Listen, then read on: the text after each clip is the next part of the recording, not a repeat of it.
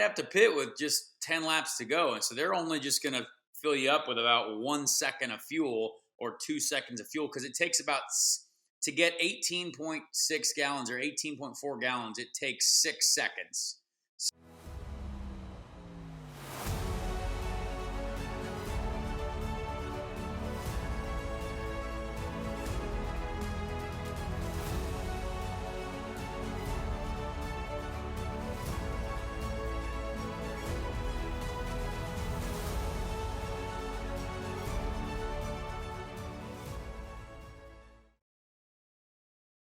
I mean, when you're racing, you got someone in your ear, right? Who's obviously watching the performance of the vehicle, how fast you're going, what everyone else is doing, right? But because you're moving around ballast, and I am completely butchering these terms, right? But like your steering wheel, again, what do you call it?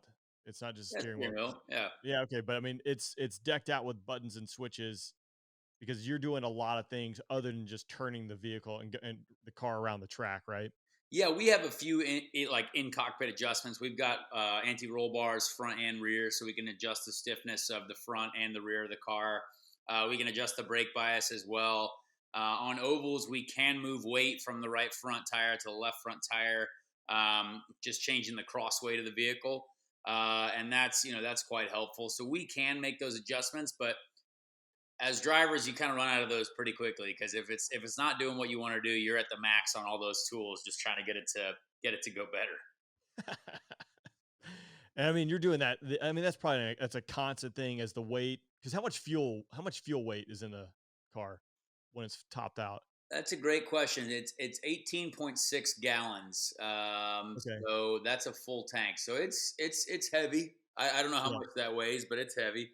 Yeah. Probably 100 pounds, but you're probably feeling that weight change and the car performance change as you're burning fuel throughout the race, right? Absolutely. So that's been a big thing as well with this aero screen, is the fact that because of the added weight, you're making the suspension work a little bit harder. You're making the tire work a little bit harder. So for me, on heavy fuel, it also really tightens up the steering as well, because the car is just heavier. So there's a lot that changes from, like, right now.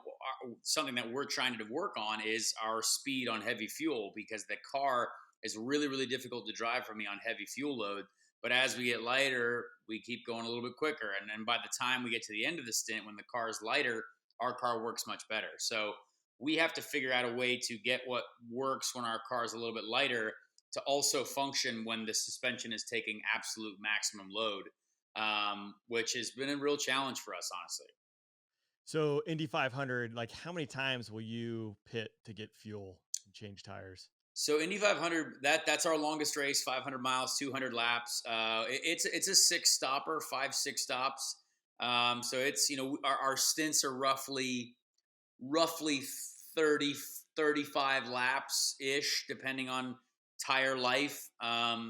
So yeah, so thankfully ovals are a little bit better dealing with that weight issue. Road courses are a lot harder when it comes to the full tanks and light tanks, but ovals, once you have new tires and a full tank of fuel, you feel great, because new tires are the best on ovals. I'm assuming every time you go in there, you're taking full fuel load. Maybe not a lot, but it's like, because you're not really thinking about performance, right? It's just the legs and the minimize the number of times you got to roll into the pit stop. Exactly. Yeah. Every time you're pitting, you're getting a full tank of fuel.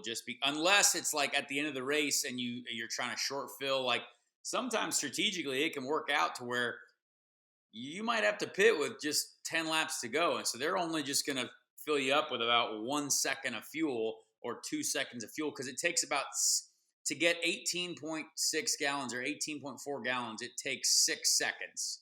So they're firing a lot of fuel into the car, and so they can just basically have the fueler go in for, they time how much fuel they need in 1 to 2 seconds, and they basically just, I had this happen once when I was leading a race rookie year. I was leading. We needed only 2 seconds of fuel, and they basically just hit the fueler with a broom on the back to pull out when he knew that's how much he needed.